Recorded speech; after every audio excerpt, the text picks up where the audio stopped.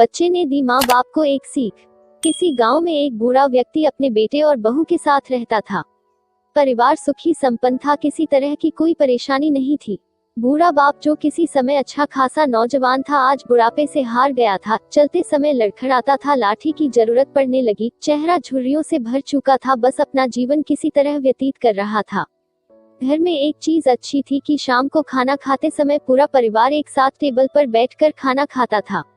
एक दिन ऐसे ही शाम को जब सारे लोग खाना खाने बैठे, बेटा ऑफिस से आया था, भूख ज्यादा थी सो जल्दी से खाना खाने बैठ गया और साथ में बहू और उसका एक बेटा भी खाने लगे। बूढ़े हाथ जैसे ही थाली उठाने को हुए, थाली हाथ से छिटक गई, थोड़ी दाल टेबल पे गिर गई। बहू बेटे ने घृणा दृष्टि से पिता की ओर देखा और फिर से अपना खाने में लग गए। बूढ़े पिता ने जैसे ही अपने हिलते हाथों से खाना खाना शुरू किया तो खाना कभी कपड़ों पे गिरता, कभी जमीन पर।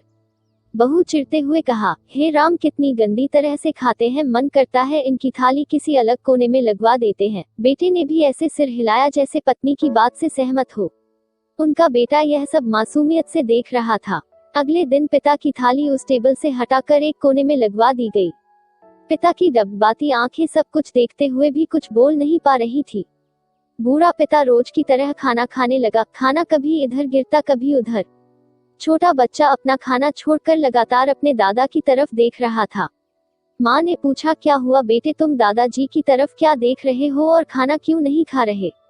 बच्चा बड़ी मासूमियत से बोला, माँ, मैं सीख रहा हूँ कि वृद्धों के साथ कैसा व्यवहार करना चाहिए। जब मैं बड़ा हो जाऊंगा और आप लोग बूढ़े हो जाओगे तो मैं भी आपको इसी तरह कोने में खाना खिलाया करूंगा। बच्चे के मुंह से ऐसा सुनते ही बेटे और बहू दोनों कांप उठे। शायद बच्चे की बात उनके मन में बैठ गई थी, क्योंकि बच्चा ने मासूमियत के साथ एक बहुत बड़ा सबक दोनों लोगों को दिया था।